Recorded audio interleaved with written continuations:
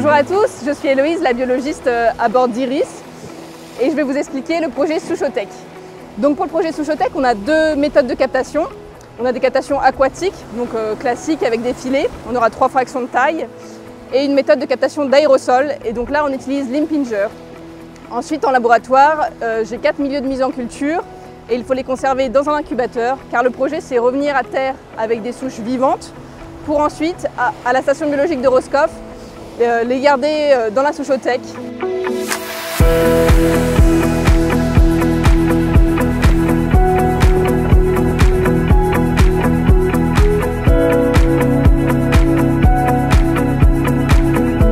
Alors là, ce que je vais faire, c'est des prélèvements aquatiques.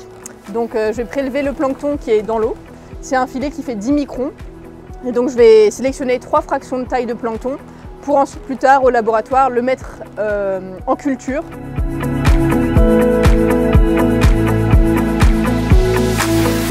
En fait, le principe, c'est collecter des micro-organismes marins qui sont aérosolisés, donc qui sont maintenant dans l'air, et on veut collecter ces micro-organismes spécifiques. Et donc pour ça, on a un petit collecteur qui s'appelle un Impinger. Il capte tous les aérosols et les micro-organismes sont concentrés dans l'eau qui est dans le réceptacle inférieur. Et ça crée aussi une sorte de vide parce qu'il est relié à une pompe qui va aspirer pendant 6 heures en continu.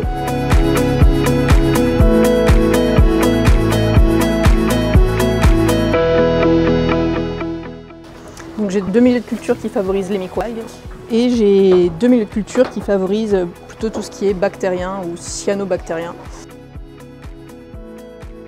Plus qu'à mettre dans l'incubateur, voilà, qui maintient à température et avec une LED à l'intérieur pour la lumière, pour les microalgues.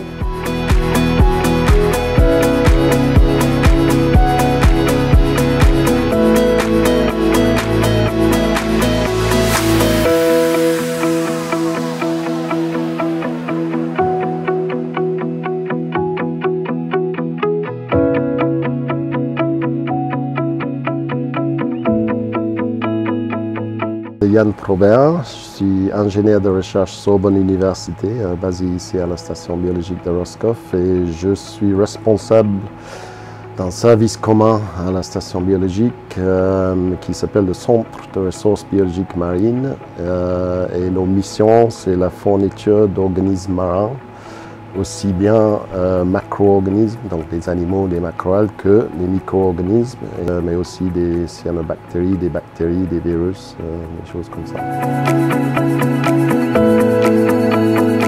N'importe où dans les différentes mers du globe, on trouve un mélange d'espèces. Et ici, ce qu'on fait, c'est que donc, à partir de ce mélange, on va isoler une cellule d'une espèce pour faire une culture monospécifique. Donc on a un catalogue de souches où donc les chercheurs, les enseignants et même les entreprises peuvent commander ces souches pour différentes raisons, pour la recherche fondamentale. Et puis niveau appliqué, l'intérêt d'avoir des souches, c'est qu'on peut les cultiver dans des conditions contrôlées et donc cultiver en plus grand volume qu'ici et chercher des molécules d'intérêt dans la biotechnologie.